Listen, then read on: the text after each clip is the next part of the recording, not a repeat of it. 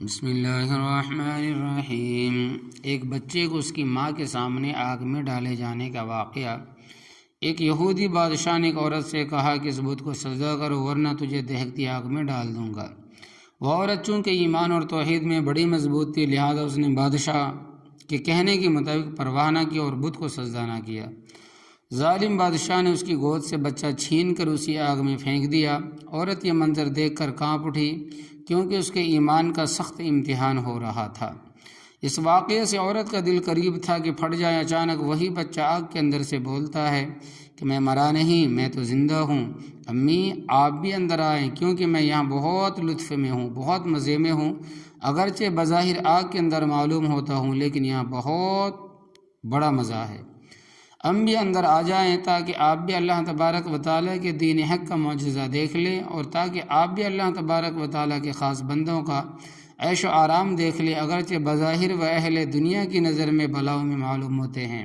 میری امی آپ بھی اندر آ جائیں تاکہ حضرت ابراہیم علیہ السلام کے لیے نمرود کی آگ کا گلزار ہونے کا راز آپ بھی آنکھوں سے دیکھ لیں کہ کس طرح انہوں نے آگ کے اندر گلاب اور چنبیلی کی بہار پائی تھی۔ امی جان میں تجھ سے پیدا ہو رہا تھا تو اپنی موت کو دیکھ رہا تھا اور دنیا میں آنے سے سخت خوف محسوس کر رہا تھا کیونکہ ماں پیٹ میں 9 ماہ تک رہنے سے اس جگہ سے انسیت ہو گئی تھی، وہی پیٹ کی جگہ مجھے جہاں معلوم ہو رہا تھا اور اس دنیا کے جہان کو دیکھنا ہی نہ تھا، اس لیے ایک اجنبی عالم میں آتے ہوئے ہچکچا رہا تھا۔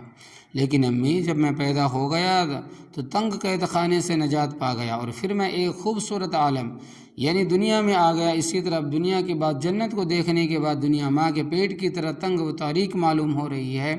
میری امی آگ میں کود آؤ، میں تجھے ماں ہونے کا واسطہ دیتا ہوں، اندر چلی آؤ اور یہ دیکھ لو یہ آگ کا اثر نہیں رکھتی، رحمت الہی نے اس کو چمن بنا دیا ہے۔ میری امی آپ نے سیاہ کار یہودی کتے کی طاقت بھی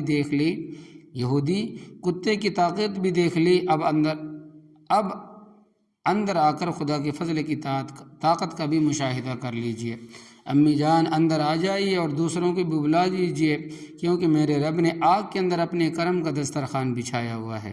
وہ بچہ اپنی امی کو اللہ تبارک و تعالیٰ کی رحمتیں بتلانے کے بعد تمام ایمان والوں کو خطاب کرتا ہے، اے مسلمانوں سب اندر چلے آؤ، دین کی مٹھاس اور حلاوت کے مقابلے میں ساری دنیا کی تمام حلاوتیں لذتیں ہیچ ہے، نیچ ہے اور عذاب ہے۔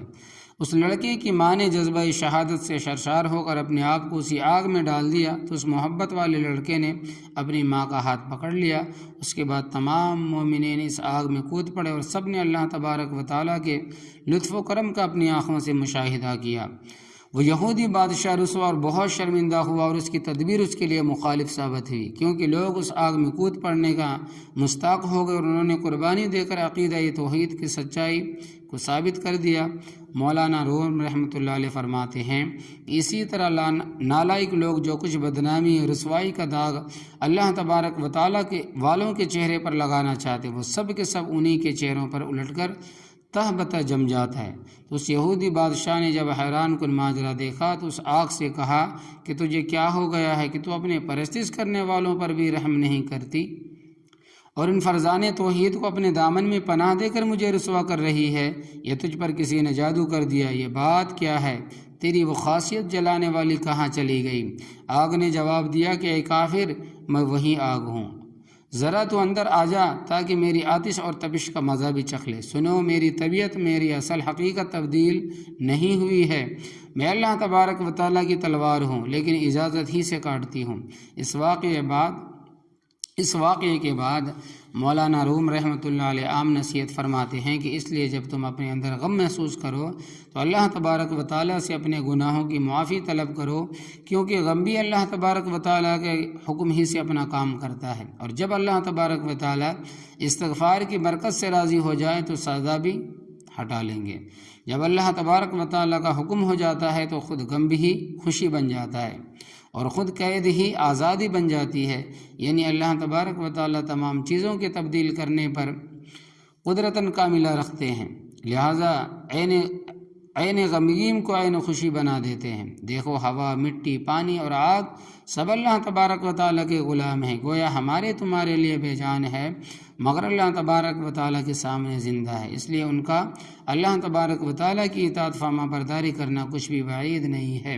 اس واقعے سے ہونے والا سبق یعنی کہ ملنے والا سبق، اس واقعے سے ہمیں یہ سبق ملتا ہے کہ اپنا عقیدہ اور ایمان کی حفاظت اور اللہ تبارک و تعالیٰ کے حکام کی تعمیل میں اگر جان بھی چلی جائے تو دریغ نہ کرنا چاہیے، کیونکہ اس دنیا کی زندگی کے بعد اللہ تبارک و تعالیٰ اس تکلیف اور مشقت کے عوض ایسی نعمت عطا فرمائیں گے کہ دنیا کی اس تکلیف کا احساس کچھ بھی باقی نہ رہے گا۔